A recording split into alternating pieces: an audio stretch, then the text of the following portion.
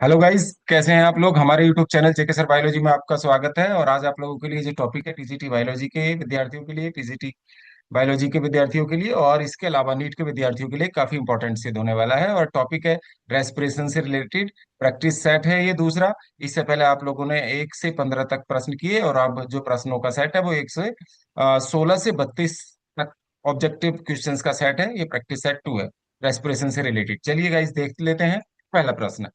देखिए, इसका 16 प्रश्न हो जाएगा और दूसरे सेट का पहला हो जाएगा। Under glycolysis the pyruvic acid is reduced lactic acid anaerobically इन।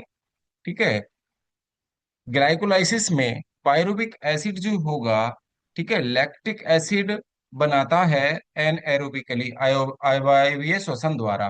किसमें बनाता है? लीवर में, स्किन में, मसल्स में या ब्रेन में? तो ये इसका राइट आंसर हो जाएगा गाइस, मसल्स में बनाता है। तो राइट आंसर हो जाएगा थर्ड।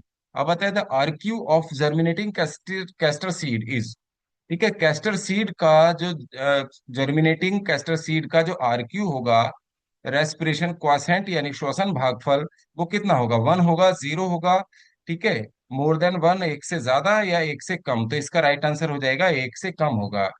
ठीक है, तो इसका राइट आंसर हो जाएगा germinating castor seed. Okay, castor seed किसका होगा? ये कैस्टर सीड होगा रिसिनस कम्युनिस का। यूफोर्बिएसी का मेंबर है ये, रिसिनस कम्युनिस। ओके, इसका बॉटनिकल नेम हो जाता है और इसको अरंड भी कहते हैं, रिसिनस कम्युनिस। ओके, तो कैस्टर सीड जो अगर जर्मिनेट कर रहा है तो उसका जो आरक्यू होगा वो 1 से कम होगा, ध्यान रखेंगे इसको। नेक्स्ट देख लेते हैं, in glycolysis beside the formation of 2 ATP, 2 molecules of other compound are also formed. The compound is. Glycolysis में एटीपी के दो अणुओं के अतिरिक्त दूसरे यौगिक के भी दो अणु बनते हैं। वो यौगिक कौन सा है? NADH2 ADP, NADPH2 या H एटम? तो इसका राइट आंसर हो जाएगा first, NADH2। Guys is the right answer, इसको ध्यान रखेंगे। नेक्स्ट देख लेते हैं, Krebs cycle is otherwise called. ठीक, क्रैब साइकिल को और किस नाम से जाना जाता है? TCA cycle, citric acid cycle या ट्राई कार्बोक्सिलिक एसिड साइकिल या ऑल ऑफ दीज? तो इसका राइट आंसर देखिए, TCA साइकिल भी इसको कहते हैं, सिट्रिक एसिड साइकिल भी कहते हैं इसको, ट्राई कार्बोक्सिलिक एसिड साइकिल ये तो खुद ही TCA की फुल फॉर्म है, TCA साइकिल की। तो इसका राइट आंसर हो जाएगा ऑल ऑफ दीज। तो इसका राइट आंसर फोर्थ हो जाएगा गाइस। नेक्स्ट देख लेते हैं, EMP। ठीक है, Embden Meyerhof and the Parnas is the biochemical pathway in. तो ये जो EMP पथवे होता है वो किस में होता है, किस में पाया जाएगा? ग्लाइकोलाइसिस में, फोटोसिंथेसिस में, क्रेब साइकिल में, नॉन ऑफ दीज? तो इसका राइट आंसर हो जाएगा glycolysis, first is the right answer. Next देख लेते हैं, the universal hydrogen acceptor in ETS। ETS में, इलेक्ट्रॉन ट्रांसपोर्ट सिस्टम में, जो यूनिवर्सल हाइड्रोजन एक्सेप्टर होगा वो ATP होगा, FAD, FMN होगा या NAD होगा? तो इसका राइट आंसर हो जाएगा NAD। नेक्स्ट देख लेते हैं, how many ATP will be produced during the production of the one molecule of acetyl coenzyme A from one molecule of pyruvic acid. Acetyl coenzyme A के एक अणु से पायरुविक अम्ल का एक अणु बनते समय कितने ATP बनेंगे? तो इसका आपको बताना है, 3 ATP बनेंगे, 5 ATP, 8 ATP या 38 ATP? तो इसका राइट आंसर हो जाएगा 3 ATP का निर्माण होगा। नेक्स्ट देख लेते हैं, the key intermediate compound linking glycolysis to the Krebs cycle. ठीक है, ग्लाइकोलाइसिस और क्रेब साइकिल को जोड़ने वाला जो मुख्य यौगिक है वो कौन सा होगा? ATP, acetyl coenzyme A, malic acid या NADS? तो इसका राइट आंसर हो जाएगा एसिटिल कोएंजाइम ए। ठीक है, ग्लाइकोलाइसिस को और क्रेब साइकिल को, ठीक है, जोड़ने वाला जो यौगिक है वो होता है एसिटिल कोएंजाइम ए। नेक्स्ट देख लेते हैं, the mechanism of the ATP formation both in the chloroplast explain by as well as mitochondria is. Chloroplast और माइटोकॉन्ड्रिया में ATP निर्माण की जो क्रियाविधि का स्पष्टीकरण है वो क्या है? ठीक है, relay pump theory of the Godlewski, Munch, pressure या मास फ्लो मॉडल? ठीक है, chemiosmotic theory of the Mitchell और या, ठीक है, कोलोडनी वेंट्स मॉडल? तो इसका राइट आंसर हो जाएगा chemo osmotic theory of Mitchell. Next देख लेते हैं, anaerobic respiration after glycolysis is also called.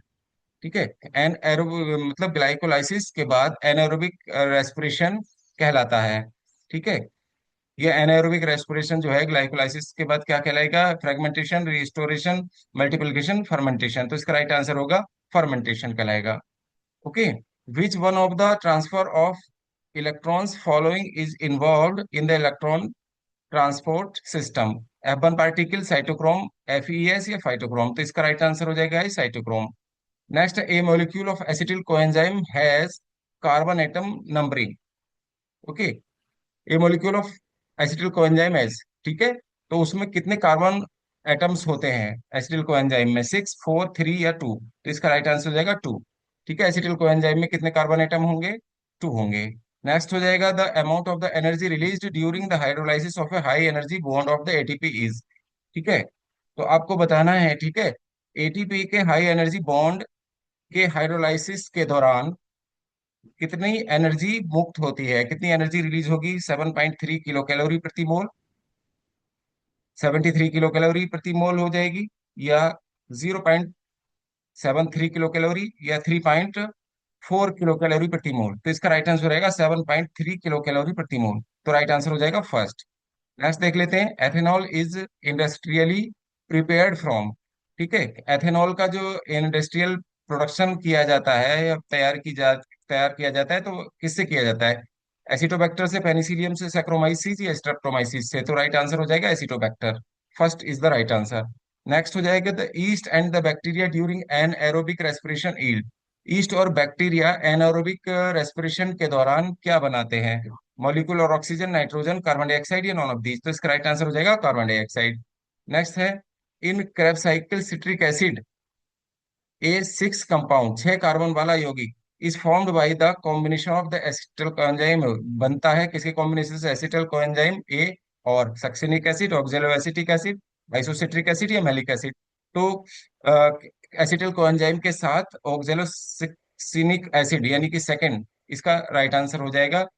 ठीक है, के कॉम्बिनेशन से, ठीक है, 6 कार्बन वाला कंपाउंड बनता है सिट्रिक एसिड का क्रेब साइकिल के अंदर। नेक्स्ट देख लेते हैं। अब आता है, देखिए, energy for ATP synthesis is derived from. ठीक है, एटीपी सिंथेसिस के लिए जो एनर्जी व्युत्पन्न होती है वो किससे होती है? हाइड्रोजन आयन ग्रेडियंट से, oxygen ion gradient, nitrogen ion gradient, all of these? तो इसका राइट आंसर हो जाएगा गाइस हाइड्रोजन आयन ग्रेडियंट से। तो यहाँ देखिए, ये जो सेट है, रेस्पिरेशन वाला टॉपिक कंप्लीट हो जाता है गाइस। तो आप लोगों को ये टॉपिक कैसा लगा, कमेंट बॉक्स में आप कमेंट करके